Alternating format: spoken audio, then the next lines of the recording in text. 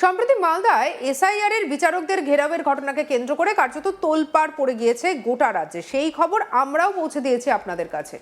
বর্তমানে মামলার তদন্ত চালাচ্ছে এনআইএ, আর এবার বিচারকদের ঘেরাও করার ঘটনায় মূল অভিযুক্তদের রাজনৈতিক যোগ খতিয়ে দেখার নির্দেশ দিল শীর্ষ আদালত। মালদায় বিচারকদের ঘেরাও করার ঘটনায় গত 6 এপ্রিলের নির্দেশ মতো ইতিমধ্যেই তদন্তের অগ্রগতি সংক্রান্ত রিপোর্ট সুপ্রিম কোর্টে জমা দিয়েছে এনআইএ। পাশাপাশি রাজ্যের মুখ্য সচিব এবং রাজ্য পুলিশের ডিজিপিও একটি রিপোর্ট জমা দিয়েছে আদালতে। অ্যাডিশনাল সলিসিটর জেনারেল জানিয়েছেন, শীর্ষ আদালতের নির্দেশ মতো এনআইএ তদন্তভার হাতে নিয়েছে। নতুন করে 3 জন মূল অভিযুক্তকে গ্রেপ্তার করেছে তারা। প্রধান বিচারপতি সূর্যকান্ত বলেন, আমরা শুধুমাত্র কিছু ডেটা নিয়ে কাজ করতে চাই না আপনাদের থেকে। তদন্ত যাতে একটি যৌক্তিক কিনারায় পৌঁছায় সেটা সুনিশ্চিত করুন। মূল চক্রী হিসেবে যাদের গ্রেপ্তার করা হয়েছে তাদের কোনো রাজনৈতিক যোগ রয়েছে কিনা এনআইএ সেই বিষয়ে তদন্ত করে দেখতে ইতিমধ্যেই এনআইএকে তদন্ত করে দেখতে নির্দেশ দিয়েছে প্রধান বিচারপতি সূর্যকান্ত এবং বিচারপতি জয়মাল্য বাগচির বেঞ্চ। অ্যাপিলেট ট্রাইব্যুনালে আবেদনকারী ভোটারদের ভোটদান করতে দেওয়া সম্ভব নয় বলে সাফ জানিয়ে দিয়েছে সুপ্রিম কোর্ট। এখনো পর্যন্ত 60,04,852 জনের অ্যাডজুডিকেশনের কাজ সম্পন্ন হয়েছে। এত দ্রুততার সঙ্গে জুডিশিয়াল অফিসাররা যেভাবে অ্যাডজুডিকেশনের কাজ সম্পন্ন করেছেন তা অত্যন্ত প্রশংসাযোগ্য বলেই উল্লেখ করেছেন প্রধান বিচারপতি। 6 এপ্রিলের নির্দেশ মতো ট্রাইব্যুনালের কাজ তত্ত্বাবধান করতে 3 বিচারপতির একটা কমিটি গঠন করা হয়েছে। ট্রাইব্যুনালে তাদের কাজ শুরু করে। সুপ্রিম কোর্টের নির্দেশ, যতদিন না রাজ্যের ভোট প্রক্রিয়া মিটছে ততদিন জুডিশিয়াল অফিসারদের নিরাপত্তা সুনিশ্চিত করতে হবে। জুডিশিয়াল অফিসারদের নিরাপত্তা আপাতত যেন প্রত্যাহার করা না হয়। অন্যদিকে রাজ্যের পক্ষ থেকে আইনজীবী কল্যাণ ব্যানার্জি শীর্ষ আদালতে আর্জি করেন, 16 লক্ষ নামের এখনো পর্যন্ত অ্যাপিল হয়েছে ট্রাইব্যুনালে, তাদের এই নির্বাচনে ভোটদান করতে দেওয়া হোক। কিন্তু প্রধান বিচারপতি সূর্যকান্ত জানান তা কোনোভাবেই সম্ভব নয়। আর এই পুরো বিষয়টা নিয়ে আর ঠিক কি উঠে এলো আমাদের কলিগ মানসের রিপোর্টে দেখব। মালদার মোথাবাড়িতে বিচারক বা জুডিশিয়াল আধিকারিকদের ঘেরাও করার ঘটনায় এনআইএ তদন্তের অগ্রগতি রিপোর্ট জমা পড়ল শীর্ষ আদালতে। শীর্ষ আদালতের প্রধান বিচারপতি সূর্যকান্ত বিচারপতি জয়মাল্য বাগচির বেঞ্চে আমরা জানি যে জরুরি ভিত্তিতে এই সংক্রান্ত বিষয়ে শীর্ষ আদালত গ্রহণ করেছিল এবং এনআইএ তদন্তের নির্দেশ দিয়েছিল নির্বাচন কমিশনকে। সেই মতোই ইতিমধ্যেই এনআইএ তদন্ত শুরু করেছে, তদন্ত করছে। তারা পুলিশের থেকে 12টি এফআইআর নিয়ে নতুন করে এনআইএর পক্ষ থেকে এফআইআর দায়ের করা হয়েছে এবং সেই এফআইআরগুলো নিয়েই তদন্ত করা হচ্ছে। সেই বিষয়ে তারা প্রাথমিক রিপোর্ট দিয়েছে শীর্ষ আদালতে, যেখানে জানানো হয়েছে যে নতুন করে আরও 3 জনকে গ্রেপ্তার করেছে এনআইএ।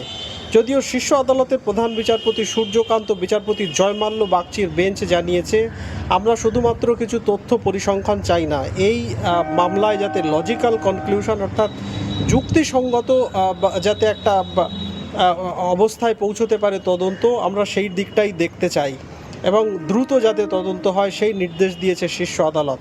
আমরা জানি যে এর আগের দিনই এই মামলার শুনানিতে এনআইএকে নির্দেশ দেওয়া হয়েছিল রাজ্য পুলিশের হাতে যে সমস্ত এফআইআর রয়েছে এবং যারা গ্রেপ্তার হয়েছে মূল চক্রী বা মূল অভিযুক্ত হিসেবে তাদেরকে হেফাজতে নিয়ে জিজ্ঞাসাবাদ করার। ইতিমধ্যেই 2 জন আগেই গ্রেপ্তার হয়েছিল, মোফাক্কারুল এবং আকরামুল বাগানি নামে আর একজনকে গ্রেপ্তার করেছিল এনআইএ। পরে আরও 3 জনকে গ্রেপ্তার করেছে এনআইএ এবং তাদেরকে ইতিমধ্যেই এনআইএ আদালতেও তোলা হয়েছে।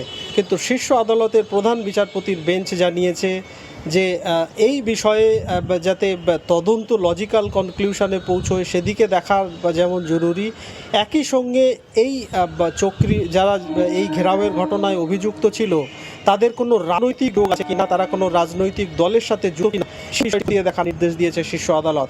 স্বাভাবিকভাবেই বলা যায় যে এই মূল চক্রী হিসেবে যাদেরকে গ্রেপ্তার করা হয়েছিল তাদের একটা রাজনৈতিক পরিচয় আমাদের সামনে এসেছিল। মোফাক্কারুল নামে যে আইনজীবী, তিনি এমআইএম যে রাজনৈতিক দল আছে সেই রাজনৈতিক দলের সদস্য বলেও পরিচয় পাওয়া গেছিল। পাশাপাশি অন্য যাদেরকে গ্রেপ্তার করেছে এবং অন্যরা এই ঝামেলায় যারা জড়িয়েছিল তাদের কোনো রকম রাজনৈতিক যোগ আছে বা কোনো রাজনৈতিক দলের সঙ্গে তারা যুক্ত কিনা সেই বিষয়ে তদন্ত করার নির্দেশ দিয়েছে শীর্ষ আদালত। গতকাল রাজ্যের মুখ্য সচিব এবং রাজ্য পুলিশের মহানির্দেশক অর্থাৎ রাজ্য পুলিশের ডিজিপি তারাও রিপোর্ট পেশ করেছে শীর্ষ আদালতের নির্দেশ মতো।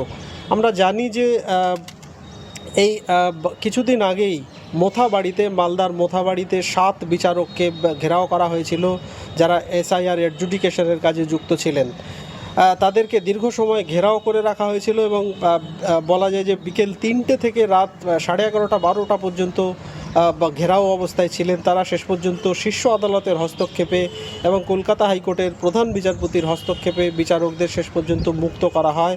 পুলিশ বাহিনী গিয়ে এবং কেন্দ্রীয় বাহিনীর লোকজন গিয়ে তাদেরকে মুক্ত করে।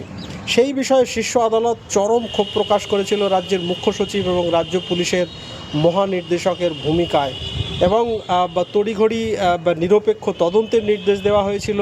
নির্বাচন কমিশনের পক্ষ থেকে প্রথমে সিবিআই তদন্তের নির্দেশ দেওয়া হলো, এনআইএর হাতে পরবর্তীতে তদন্তভার তুলে দেয় তারা, এবং পুলিশের পক্ষ থেকে যে 12টি এফআইআর দায়ের হয়েছিল সেই সমস্ত এফআইআর এনআইএর হাতে হস্তান্তর করা হয় এবং এনআইএকে বলা হয় যে মূল চক্রী হিসেবে যাদেরকে গ্রেপ্তার করা হয়েছে তাদেরকে হেফাজতে নিয়ে জিজ্ঞাসাবাদ করতে। প্রসঙ্গত আমরা জানি যে গতকাল এসআইআর সংক্রান্ত মামলায় ফের নতুন করে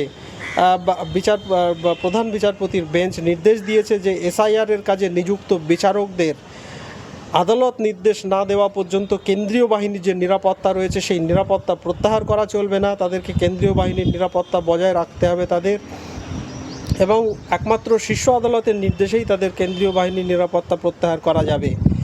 পাশাপাশি এই আসন্ন যে নির্বাচন, এই নির্বাচনী পরিস্থিতিতে যাতে কোনো রকমভাবেই বিচার বিভাগীয় যারা আধিকারিক কাজ করছেন, জুডিশিয়াল আধিকারিকরা, তাদের ওপরে যেন কোনো রকম নিরাপত্তা বিষয়ক সমস্যা তৈরি না হয় সে বিষয়টা সুনিশ্চিত করার নির্দেশ দিয়েছে শীর্ষ আদালত।